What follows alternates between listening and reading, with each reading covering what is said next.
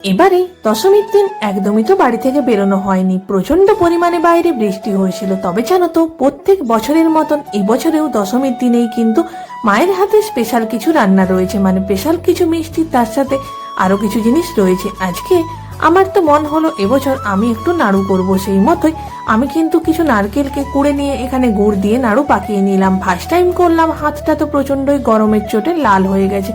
এখানে মা প্রত্যেকবারের মতো চিনি দিয়ে নারকেল নাড়ুতেও বানিয়ে নিল, আর সেগুলো তো মাই করে, কারণ আমি একদমই করতে পারি না। তাছাড়াও আমার মায়ের হাতে স্পেশাল একটা দশমীর দিন ঘুগনি তো থাকবেই থাকবে।